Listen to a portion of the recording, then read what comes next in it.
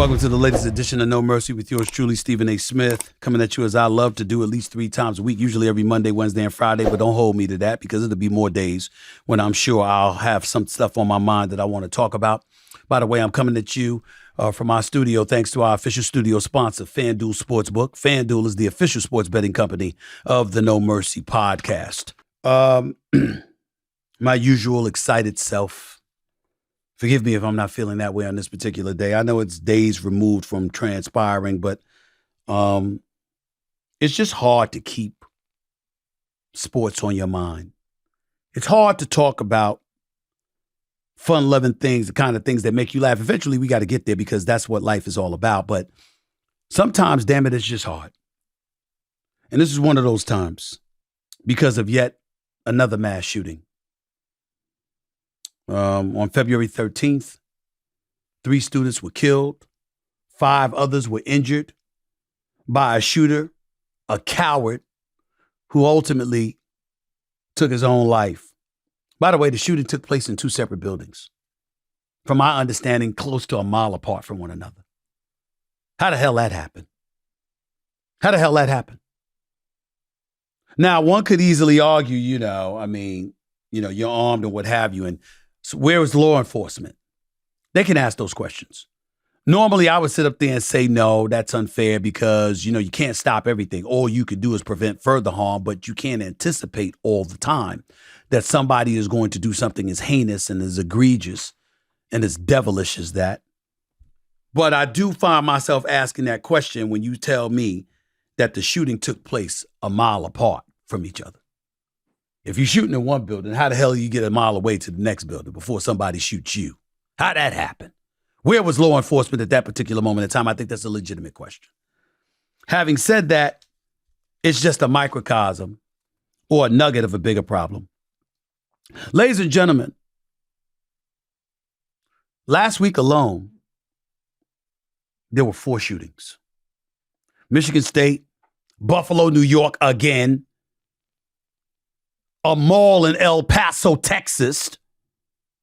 And by the way, last Friday night, 6 people were killed in Mississippi.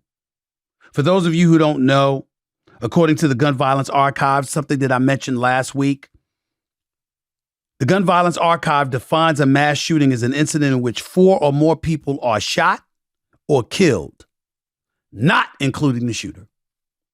When we heard President Trump at the time utter his mouth and we talked about law and order and stuff like that, he's just spewing law and order. People were quick to jump on him and be like, it's racist. What? No. Hell, y'all got me in a position I can't even speak against Trump on this. You trying to tell me there doesn't need to be law and order? You trying to tell me that's really the deal? Something's got to be done. Something's got to be done. And I don't want to hear from just the Democrats. And it's like, gun reform. It matters. It's necessary. I agree with it. But damn it, the bad guys always seem to get their hands on weapons. And I don't want to hear from them damn folks on the right either, the Republicans. Because on one hand, while I have no doubt that they would be about law and order and they would be about diminishing and dissipating crime, the flip side to it is that you ain't doing anything to elevate gun reform. You ain't doing anything to shove aside gun lobbyists. You're taking their money.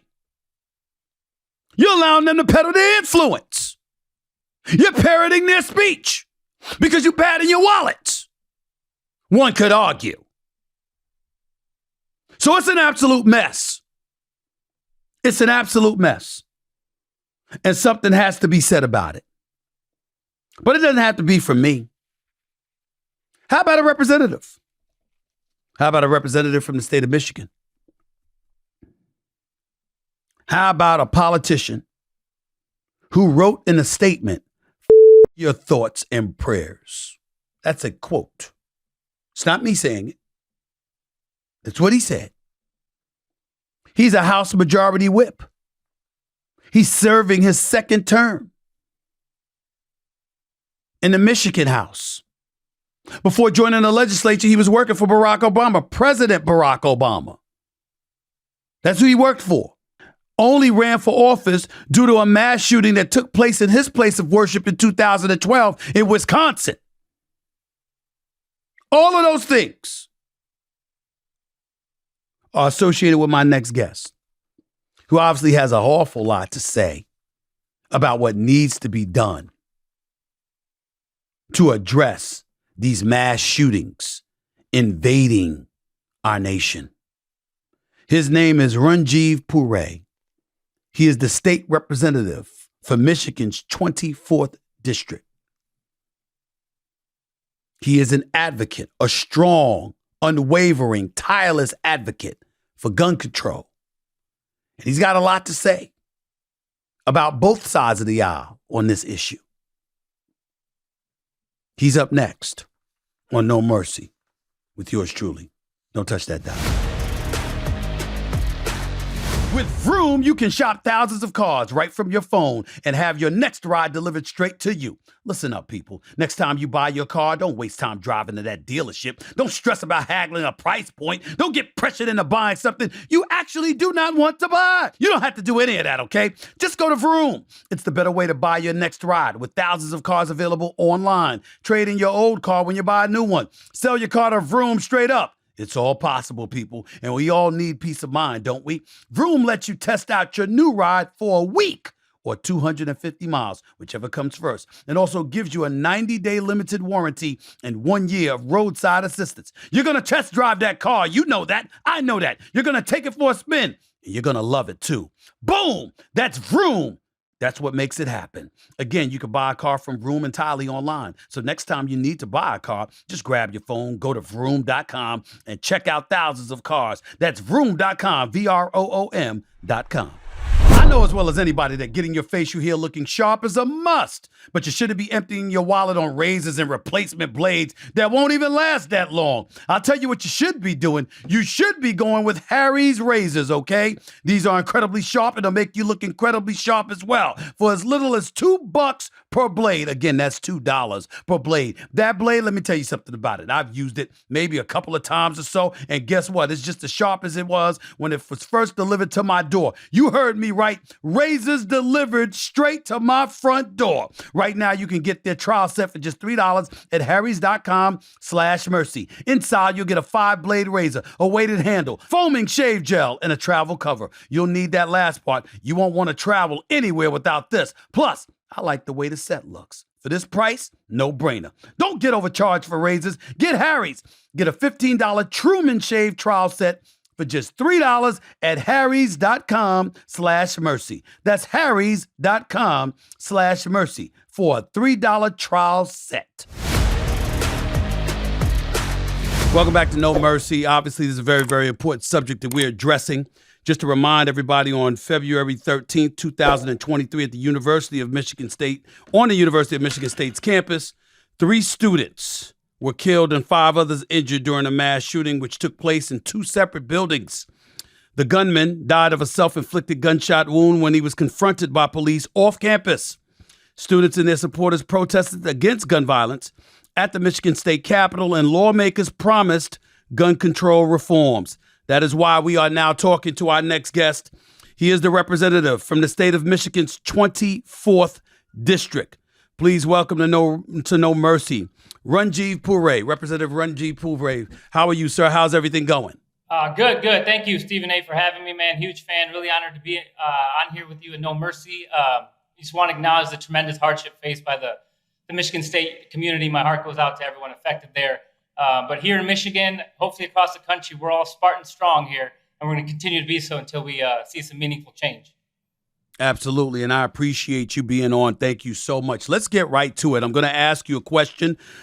You wrote in a statement in the aftermath of the shooting, and we don't hear this kind of language from representatives too often. I'm not condemning you for it. I applaud you for it because I felt your frustration when you said it. You said, quote, your thoughts and prayers. A lot of people would sit up there and say, Representative Ranjeev Puri, why are you so upset? In your words, obviously we know why, because there was a shooting that took place and murders took place. But in your words, why are you so upset? Please explain to my audience. Yeah, absolutely. That's the question everyone wants to ask right now. And, my question back is just, how could you not be this upset, right? Let me take you back to Monday night in Michigan, Stephen A.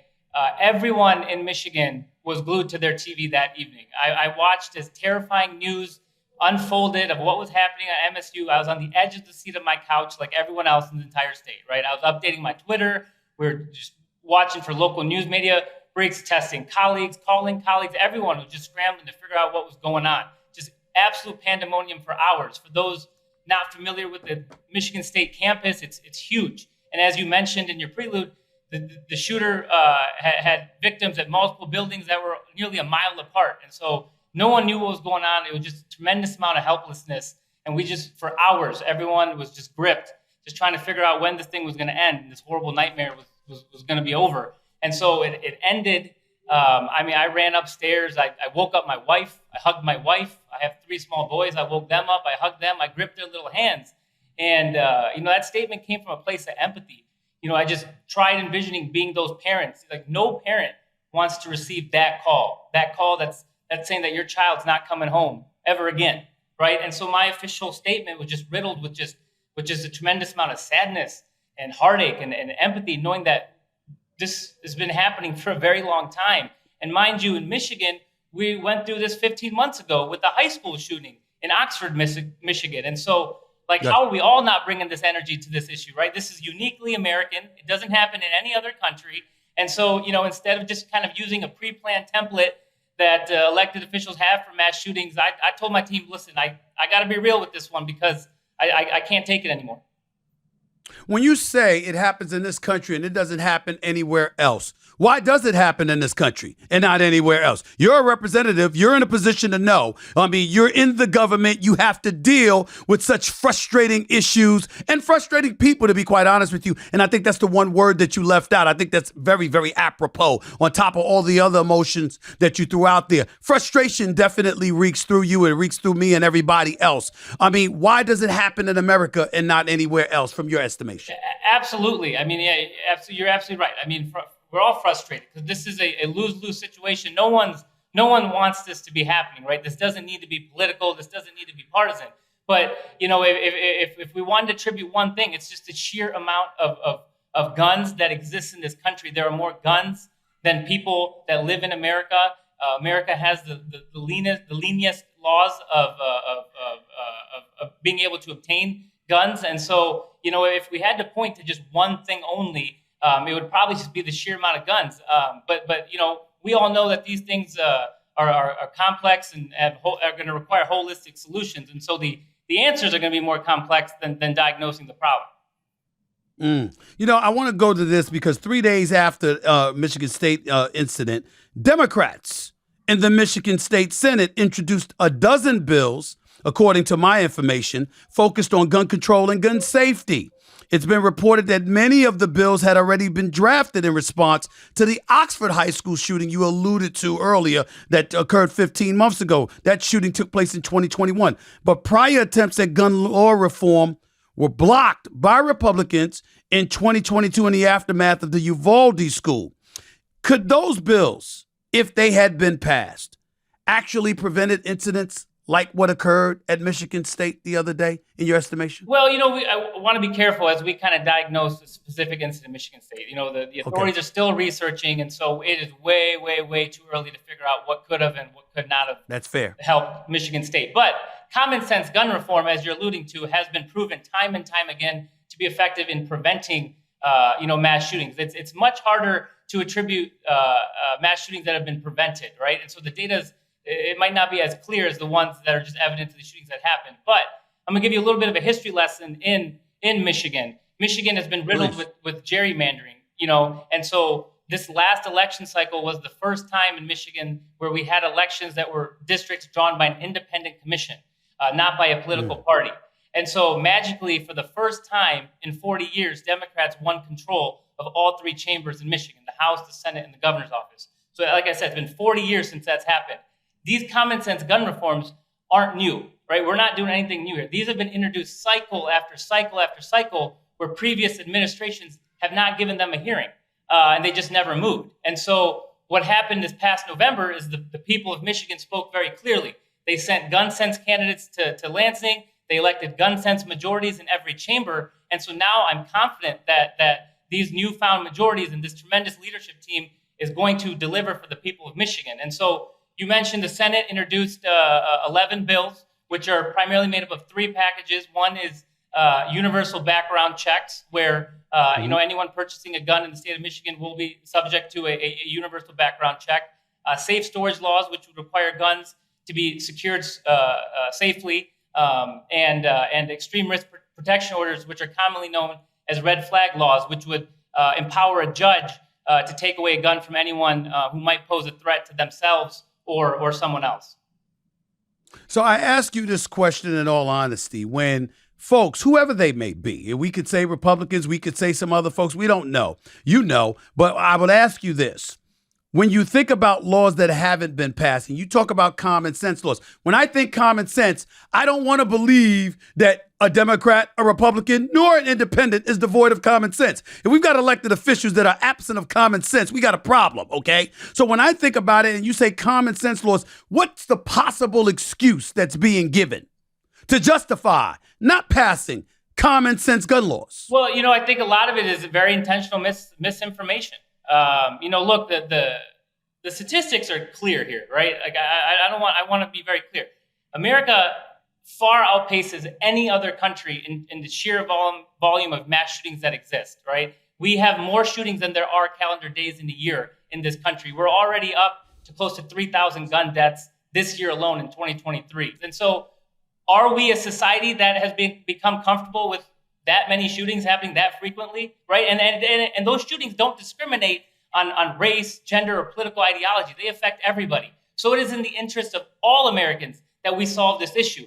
But there are very intentional misunderstanding campaigns, misinformation campaigns that are spread, right? And so people are left with false choices that, you're infringing on Second Amendment rights or what have you, when you're just trying to make society safer. Because there's a way to do this, to save the lives of innocent children, to make sure that communities can worship in peace, and that we're living in a society where you don't have to be scared when you put your kids on the bus that this is the last time you're going to ever see them. You've penned something that I think a lot of people realize is you've talked about how officials have pre-penned statements ready to go and updated for the latest shooting. I'm wondering, what does that say about us? When you literally have a statement prepared for the next shooting, and these are elected officials that have this already prepared to disseminate to the masses, essentially to cover themselves. What should that say about us as a society? But more importantly, what should that say to us about some of our elected officials? Yeah, I mean, you know where I stand on that issue, right? And again, I ask everyone, what's it going to take for you to move the needle on this issue? And that goes out to just everyone, people in power. At the end of the day, this issue has existed for decades, and there's been no change in terms of the frequency this is happening. There's just nothing that we are doing to combat this issue, and it's just going to take some real conversations, some difficult conversations, to understand that there's no more gray area here, right? You're either going to side with the futures of our precious children or your guns. And at the end of the day, we need to make a choice. And, for me, the choice is simple. So isn't it fair to say that when you said, quote, your thoughts and prayers, you were talking about A, elected officials, and B, gun lobbyists? Absolutely. If it's worth clarifying, I'm a God-fearing individual. I'm a man of prayer.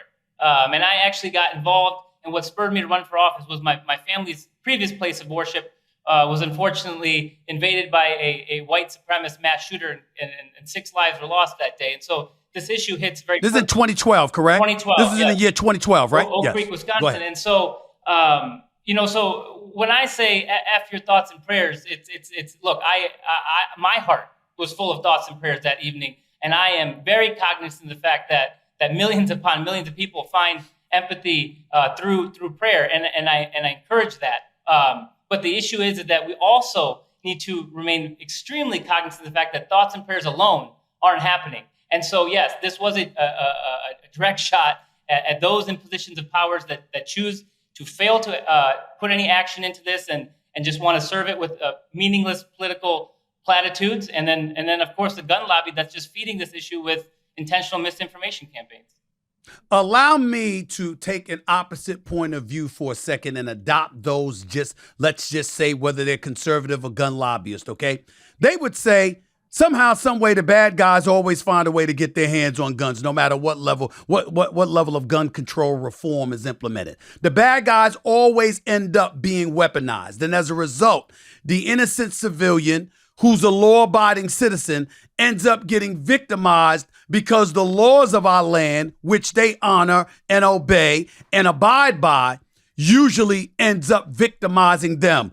What do you say to that? And what do you say to people that'll look at places like Texas, places, Arizona and others where gun reform laws aren't necessarily as stringent as they are in places like New York, New Jersey, and various other places, and say, excuse me, even though crimes like that happen, you might have a citizen who's armed and they'll be able to derail a villain because law enforcement can't necessarily get there in time. What are your thoughts? What are your thoughts to arguments about that? I mean, there's a couple. Again, these are complex and sometimes nuanced conversations. But at the end of the day, one thing that we need to make abundantly clear is when I say common sense gun reform, those are never going to take away the guns of law-abiding citizens, right? It is to weed out those that are the bad actors. And so if you are a law-abiding citizen, these laws that are going to be coming into place are already things that you are already doing. And then second of all, the overwhelming majority of these mass shootings that happen in non-gun-free zones. I believe it's only 10% of these shootings happen in gun-free zones. And so there's very little evidence that having the ability to carry a firearm and have that available in the occasion a mass shooter's there has proven to be effective. The devastating truth is that unfortunately these mass shooters are more successful in kind of accomplishing their mission of just taking out bodies and being successful in their attacks. And so I think we have to look at the facts on here and understanding the best way to kind of solve and curb this issue. How much accountability do you believe politicians on both sides of the aisle should absorb and embrace in all of this for this one reason? The seeming inability to work together to get the right things done. I don't think that I've ever looked at America and seen us more divided than we've been. I'm talking about not just along party lines, not just along partisan lines, but even within our own communities. In the black community, folks are divided. In the white community, folks are divided. In the Jewish community, folks are divided. The list goes on. And I find it to be incredibly alarming. We can't seem to come together. And I personally have looked at Capitol Hill, and I've been furious with what I've seen pretty much in the nation's capital, not state capitals per se, but pretty much in the nation's capital, because I don't think you can call everybody every name under the sun other than a child of God and then sit up there and say, okay, now let's go work together. If somebody talked about me like that, I wouldn't want to work with them. And sometimes I find myself looking at politicians and saying, my God, when are y'all going to get it together and at least be decent and civil to one another? So it at least gives us the impression that you can work together and are willing to work together. How much culpability do you believe elected officials deserve in the chaos and mayhem that has raked through this nation, especially recently? I believe there is a decent amount of accountability that should fall on legislatures and representatives who have failed to take action for decades on this issue. Listen, we held session. We had a special session in Michigan after the shooting on Wednesday. And there was just tremendous testimony from legislators on both sides of the aisle crying and pouring out emotion. And the rafters were filled with Michigan students who came to the Capitol to advocate for common sense gun reform. And they were moved in particular by speeches that emphasized the need for action. In fact, when people gave speeches about prayers and platitudes, a number of students walked out. And so, people want action. You're absolutely right. No one wins from the dysfunction of government of people not working together. And I can tell you, this doesn't need to be a partisan issue. When Democrats introduce bills, they are open to any co-sponsorships on either side of the aisle who wants to jump on.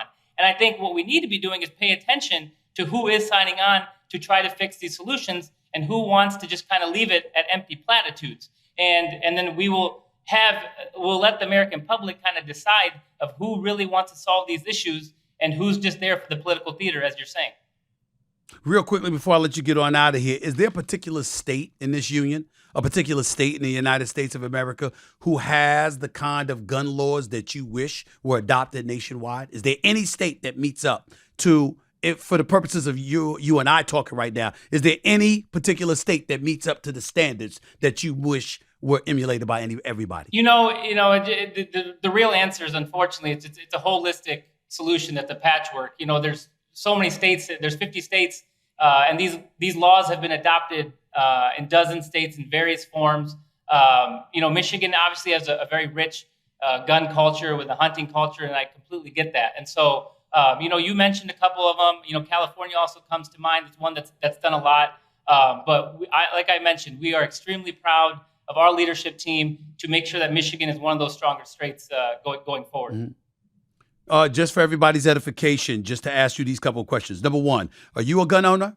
I'm not. Okay.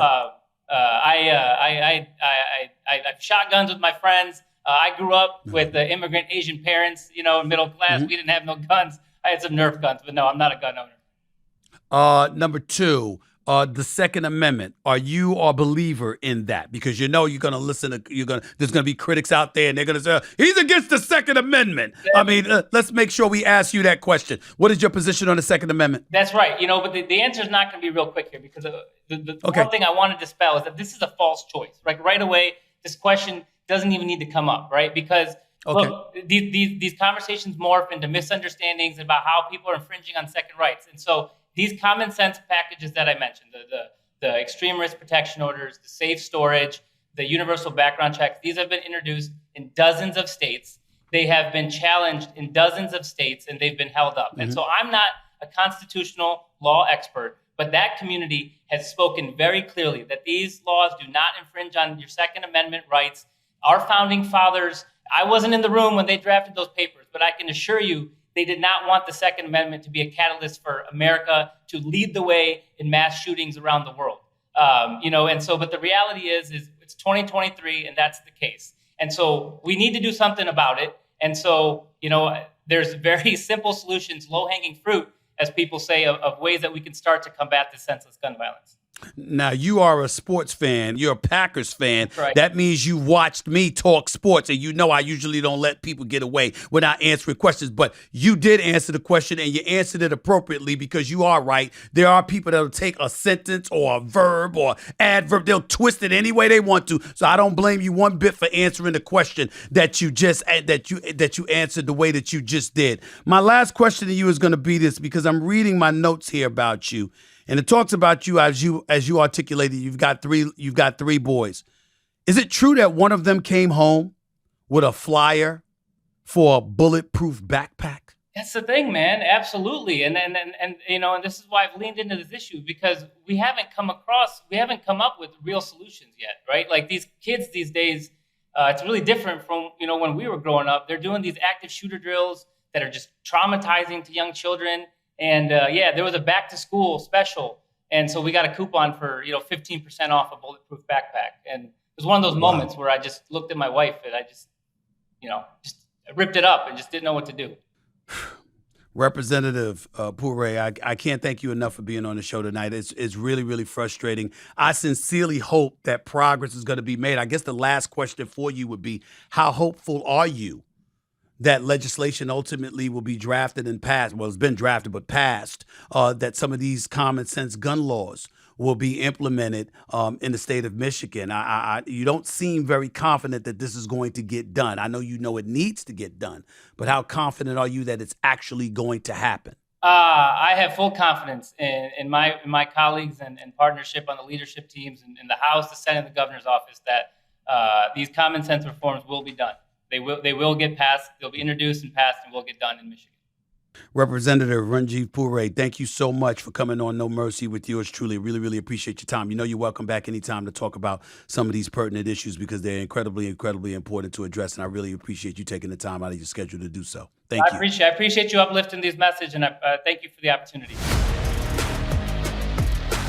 We We've now crossed the midway point of the NBA season. My goodness, time does fly, doesn't it? But it's still a great time to get in on the action and download FanDuel, America's #1 sportsbook, because new customers get a no-sweat first bet up to $1,000. That's bonus bets back if your first bet doesn't win. Download the safe and secure FanDuel Sportsbook app, then bet on everything from the money line to point scorers and threes drained. My favorite FanDuel bet, the 2 and 3. If there are 2 threes scored in the first 3 minutes, that's a win for you. Unless you're old school and like watching lockdown defense, this bet is a fun one. Take my word for it. So don't miss the chance to get your no-sweat first bet up to $1,000 in bonus bets when you go to FanDuel.com/mercy. That's FanDuel.com/mercy to learn more. Make every moment more with FanDuel, an official sports betting partner of the NBA. I've been very, very open in the past about my mental health. I was in therapy for years, and I've come to realize, as have so many people recently, that mental health should be as high a priority as anything else in your life. And that's why I use Headspace. They're supporting our show today, but they support me every day. From guided meditations to mindfulness to breathing and calming exercises, Headspace is a much-needed escape in my routine. I spend so much time analyzing things like sports or politics, but it's nice to unwind and analyze myself for a change. That's right, you heard me say it. Headspace has helped me and more than 100 million people worldwide. They can help you too. Listen up. You do not want to miss this. I've arranged something special for you. For a limited time, all of you can try Headspace free for 30 days by going to headspace.com/mercy30. You won't find this offer anywhere else, by the way. You must use my link, HEADSPACE.com/mercy30 to unlock all of Headspace free for 30 days. This is not something they normally do, but they're doing it for me. Headspace.com/mercy30. Thanks again to Representative Ranjeev Puri from Michigan's 24th District. Really, really appreciate his passion, his knowledge. We can agree to disagree on a lot of things, ladies and gentlemen, but there is no question that it should not be hard for us to disagree, to come to an accord, rather, on common sense gun reform. There are people who like to hunt. We get that.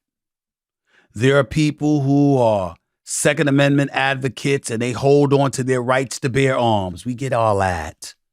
We get all of that. The point that I think needs to be made, and I'm not an elected official, but if I was talking to somebody that was strident about their gun rights and their gun laws, I would simply say this: are you trying to tell me that you can't come up with common sense gun laws to prevent guns being on our streets throughout the United States of America so we can cut down on some of these crimes? You trying to tell me there's no way that you can help gun law advocates come up with some kind of solution? You see, this is where the bullshit kicks in. Because the people that would fight something like that, you know what that's about? That's really, really not about you wanting to hold on to your rights. Because I'm asking you to be a part of the solution by helping to come up with remedies to the problems that ail us. Is that you don't care. It's that as American citizens, you get to a point where you're sitting up there and saying to yourself, that's your problem. And guess what? Stephen A. can't blame you. There's a lot of times in my life where I said, that's your problem. Not with stuff like this, but I said, that's your problem. Because I'm a live and let live kind of guy. But when I got to worry about going to the mall or the supermarket or church, when I got to worry about these things, that don't make any damn sense. And I'm going to tell you something right now.